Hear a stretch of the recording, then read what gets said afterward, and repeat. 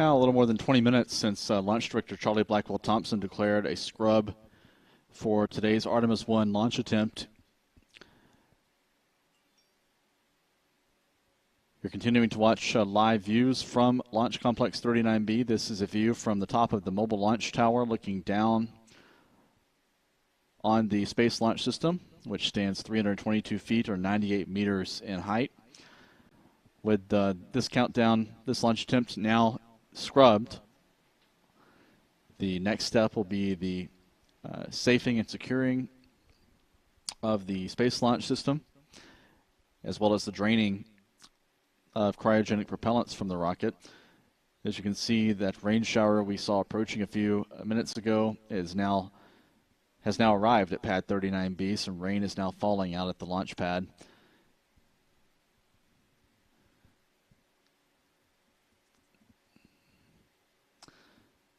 And we'll still await further word later today or in the coming days on when NASA might be ready to make another run at launching this Artemis 1 mission to the moon.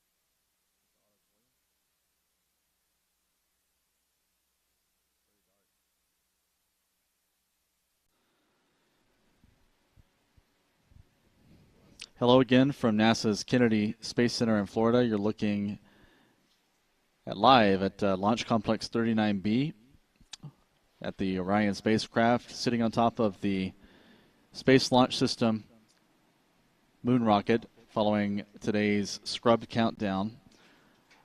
NASA Launch Director Charlie Blackwell Thompson declared a scrub at around 8:35 a.m. Eastern Time, about 35 minutes ago. Due to this issue with the engine bleed flow leading into engine number 3 on the bottom of the core stage. This is one of the 4 RS-25 engines on the bottom of the core stage of the Space Launch System. And here's a view up close of that engine bay at the bottom of the core stage. You can see these 4 RS-25 engines. These are leftover engines from the Space Shuttle program. All have flown on the Space Shuttle before. And we believe, if we have our bearings right on where this camera is, engine number 3 is the one on the lower left in the foreground. You can see these engines are wrapped in thermal insulation, a heat shield, a heat barrier, where they connect into the core stage engine section.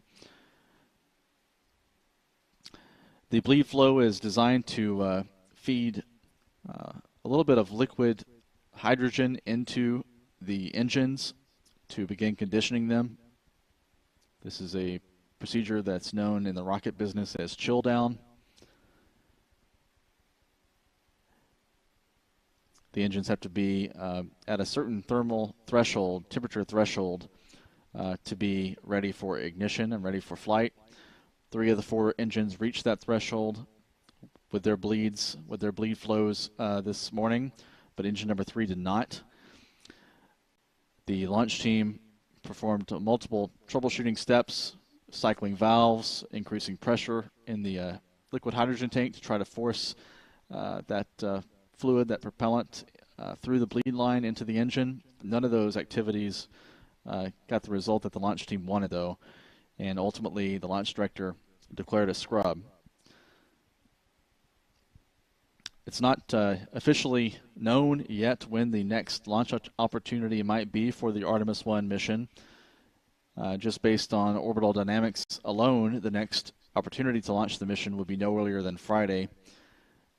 There's a 2-hour launch window available Friday, 12:48 p.m. to 2:48 p.m. Eastern Time, 16:48 to 18:48 UTC. But that will hinge, obviously, on the resolution of this engine bleed issue, which is a constraint to launch. NASA has launch opportunities beginning Friday, September 2nd, as well as September 3rd, 4th, 5th, and 6th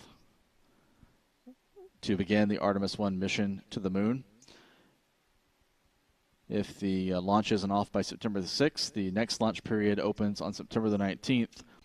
But there are other constraints and factors that the team will have to consider.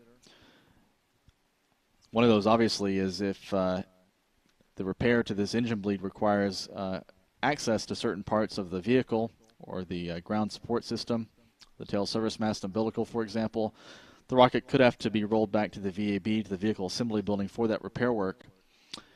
And that repair notwithstanding, if the rocket is not off the ground by September the 6th, the NASA team will have to roll the vehicle back into the VAB anyway for servicing and testing of the flight termination system, which is only certified for 25 days after the testing of that system.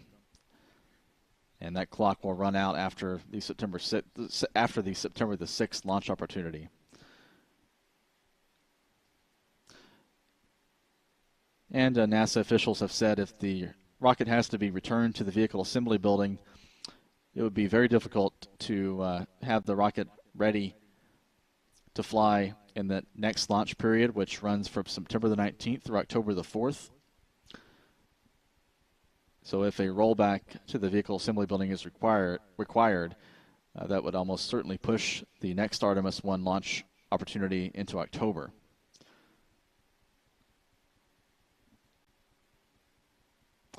But we'll wait and see what NASA says, what the engineers determine might be the cause of this engine bleed issue, and what could be done at the launch pad. The teams will be assessing their options before deciding on a path forward.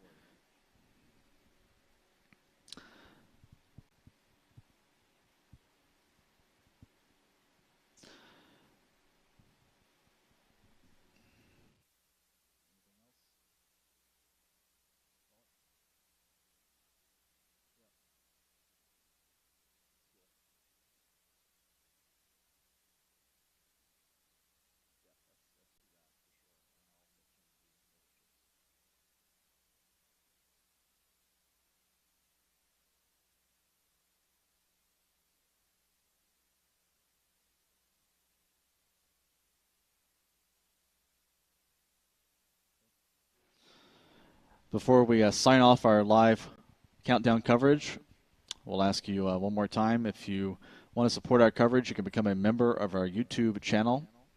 We have different membership tiers that you can join at depending on which level you join at.